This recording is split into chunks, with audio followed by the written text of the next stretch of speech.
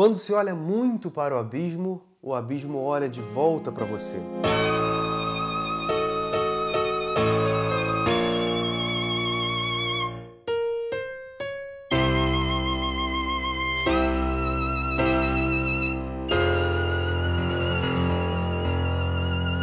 Eu sou Victor Nan e seja bem-vindo a mais um vídeo sobre arte e filosofia. Eu sei, eu já me cansei de tanto pedir desculpa de estar sumido, mas eu tô morando na Irlanda, como alguns de vocês já sabem por causa dos últimos vídeos. E falando de Irlanda, há pouco mais de um mês, se eu não me engano, eu, minha namorada e um casal de amigos, o Júnior e a Raquel, nós alugamos um carro para visitar o oeste da Irlanda. Num dos últimos dias, eu tive uma experiência, uma sensações, na verdade, muito diferentes, coisa que eu não sentia há muito tempo na minha vida, e eu resolvi tentar botar isso em palavras, ainda que eu ache quase impossível. Nós fomos visitar os Cliffs of Moher, que acho que pode ser traduzido como as falésias de Moher. Muita gente falava que nós tínhamos que visitar os Cliffs porque era maravilhoso e tal, e eu não dava tanto ouvido assim, mas chegando lá, quando a gente subiu aquilo, aquela imensidão toda, eu realmente vi que o negócio era especial mesmo.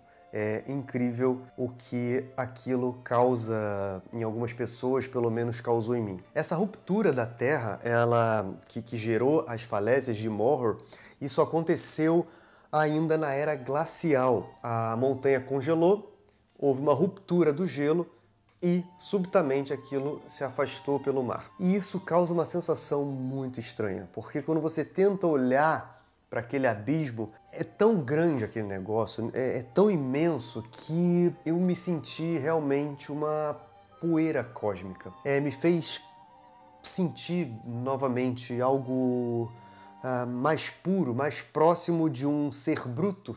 Talvez, como diria o Merleau-Ponty, em pouco menos de 2 horas de caminhada, fez frio, fez calor, choveu rapidamente, uma chuvinha fraca, depois uma chuvinha quase forte, ventou fraco, ventou forte, o que é bastante perigoso. Inclusive, na caminhada tem os memoriais para pessoas que caíram lá de cima. Eu consegui me abstrair um pouco daquele ponto de vista do mero turista que está lá só para fazer uma foto. Ainda que eu tenha subido com a minha câmera de madeira, né, minha câmera de grande formato, porque antes de fotografar com grande formato, com câmeras grandes, né, sem nenhum recurso eletrônico, enfim, antes disso eu não dava muita bola para paisagens. Mas foi sob o pano preto, né, dentro da minha câmera obscura, né, da minha câmera de grande formato, que eu passei a dar mais valor às paisagens. E quem fotografa com câmera de grande formato sabe que o momento do clique, você está fora da câmera, olhando para a paisagem. E quando eu desci dos cliffs da parte mais alta lá da montanha, eu pego o celular e recebo a notícia de que um amigo havia falecido.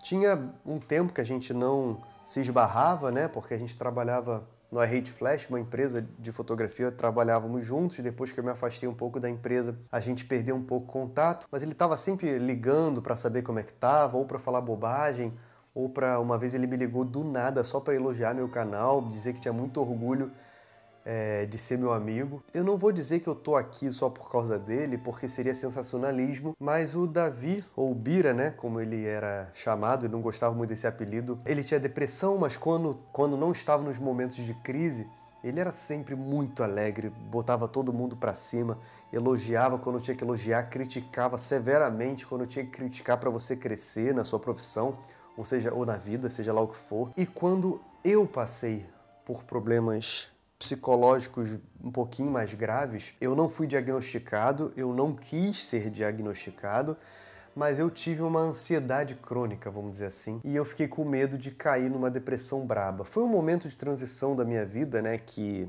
o mundo parou de ter energia, vibrações positivas, parecia que nada fazia muito sentido, e o Bira foi uma das pessoas que me botou muito pra cima, assim, até por ter passado por circunstâncias semelhantes, sabia o que falar na hora certa, enfim. Então é uma amizade que me marcou muito. E naquele momento, quando eu recebi a notícia, foi muito estranho, porque eu senti coisas diferentes. Eu tinha acabado de ter sensações muito grandiosas lá nos Cliffs of Moher. E naquele instante eu entendi a vida e a morte como se fosse uma coisa mais próxima do que algo tão dicotômico. Eu até cheguei a escrever no meu Twitter que a morte nos parece surreal porque o nosso senso de real é a vida.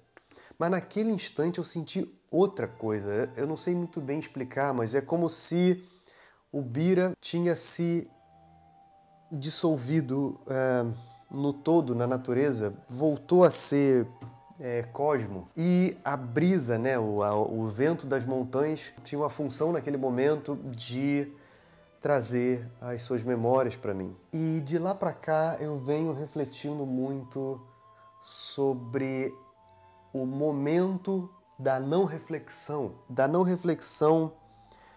puramente racional ou puramente lógica, porque eu acho que a gente pode cair numas amarras filosóficas que nos geram certos abismos, quando o excesso de reflexão faz você se distanciar de algumas sensações que podem ser muito mais ricas em alguns momentos da vida. E eu acho que a gente está num momento histórico de excesso de informação e excesso de falsa reflexão, sem antes sentir um pouco a vida à nossa volta.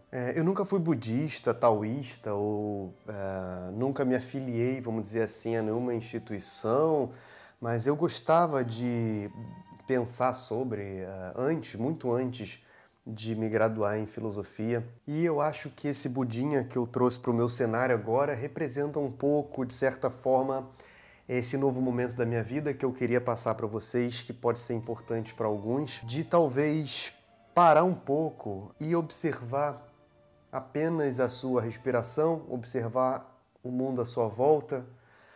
Isso talvez te dê mais forças para refletir logicamente, com seriedade depois.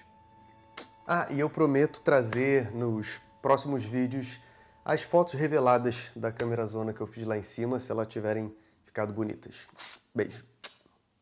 Bom, eu dedico esse momento mais intimista aqui do canal, não diretamente ao Davi, ao Bira, porque era um cara completamente cético em relação a qualquer vida após a morte, mas aos seus familiares, aos seus amigos próximos e à sua memória, que eu tenho certeza que são memórias para todo mundo que estava perto dele muito agradáveis.